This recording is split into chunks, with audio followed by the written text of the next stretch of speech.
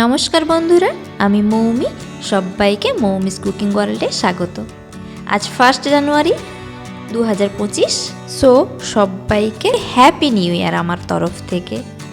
আমার দূরে কাছে যে যেখান থেকে আমার ভিডিও দেখছেন সবাইকে আমার আন্তরিক প্রীতি, শুভেচ্ছা ও ভালোবাসা রইল। আজ আমি নিয়ে চলে এসেছি আপনাদের কাছে একটা নতুন ধরনের রেসিপি, খেজুর গুড়ের পায়েস। এই খেজুর গুড় কোনো দোকানের নয়, একদম আমাদের গ্রামের খাঁটি খেজুরের রস থেকে বানানো। খেজুর গাছের রস থেকে কিভাবে গুড় বানানো হয়েছে সেই সংক্রান্ত একটা ভিডিও আমার এই চ্যানেলে দেওয়া আছে, চাইলে আপনারা দেখে নিতে পারেন। তাহলে চলুন শুরু করা যাক আজকের রেসিপি। খেজুর গুড়ের পায়েস বানানোর জন্য আমি এখানে নিয়ে নিয়েছি 100 গ্রাম গোবিন্দভোগ চাল এবং নিয়ে নিয়েছি 1 লিটার দুধ। আমি এখানে প্যাকেট দুধ ব্যবহার করেছি, আপনারা চাইলে গরুর দুধও ব্যবহার করতে পারেন। আর নিয়ে নিয়েছি 250 গ্রাম খেজুরের গুড় এবং এর সঙ্গে আরও নিয়ে নিয়েছি কাজু বাদাম, কিশমিশ এবং ঘি। প্রথমে আমি গোবিন্দভোগ চাল ধুয়ে পরিষ্কার করে তাতে আমি 1 টিস্পুন ঘি দিয়ে চালটা মেখে নিলাম।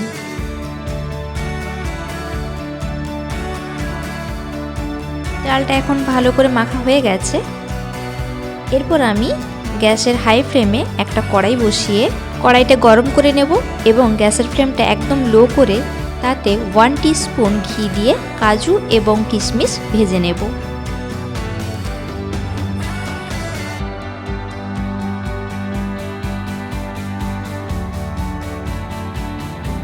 কাজু এবং কিশমিশ ভাজা হয়ে গেছে। আমি এখন একটা পাত্রে এটাকে তুলে নেব। এখন আমি কড়াইতে দিয়ে দিলাম 1 লিটার পরিমাণে দুধ। এই রেসিপিটির জন্য সমস্ত প্রয়োজনীয় উপকরণের পরিমাণ আমার এই ভিডিওর ডেসক্রিপশন বক্সে দেওয়া আছে, চাইলে আপনারা দেখে নিতে পারেন।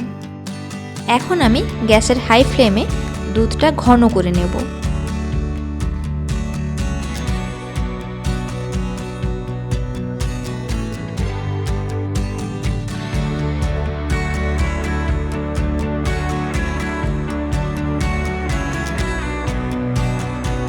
দুধটা ঘন হয়ে গেছে।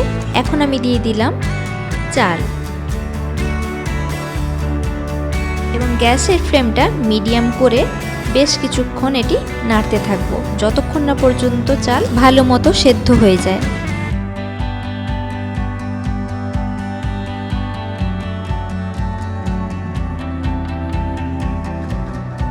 চাল দেওয়ার পর বারবার নাড়তে থাকবেন, না হলে কড়াইতে কিন্তু চালটা লেগে যেতে পারে।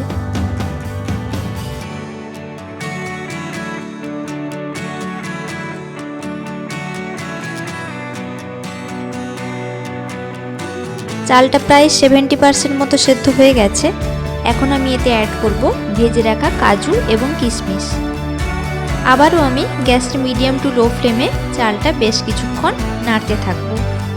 এইভাবে নাড়তে নাড়তে বাকি চালটাও ভালো মতো সেদ্ধ হয়ে যাবে। এখন আপনারা গ্যাসের ফ্লেমটা মিডিয়াম টু লোতে রাখবেন।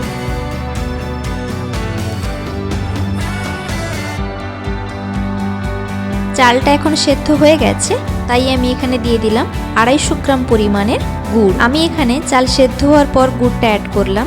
মনে রাখবেন, পায়েস জাতীয় যদি খাওয়ার রান্না করেন তাহলে সবসময় চাল সেদ্ধ হওয়ার পর মিষ্টি দেবেন, নয়তো চাল সেদ্ধ হতে অসুবিধে হবে।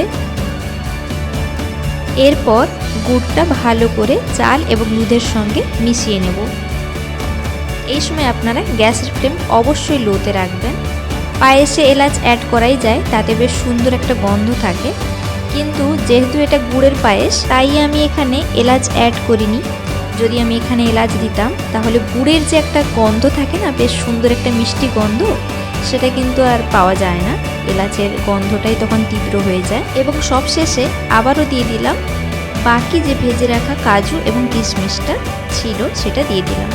এটা সম্পূর্ণটাই আমি ডেকোরেশনের জন্য করেছি। যদি এই রেসিপিটা ভালো লাগে তাহলে অবশ্যই লাইক এবং শেয়ার করবেন। আর যারা নতুন বন্ধু এখনও আমার চ্যানেল সাবস্ক্রাইব করেননি, তারা ফটাফট আমার চ্যানেলটি সাবস্ক্রাইব করে ফেলুন, যাতে আমার সমস্ত নতুন নতুন রেসিপি সবার আগে আপনাদের কাছে পৌঁছে যায়। ভালো থাকবেন, সুস্থ থাকবেন। আবারও দেখা হচ্ছে নতুন কোনো দিনে নতুন কোনো রেসিপি নিয়ে। নমস্কার।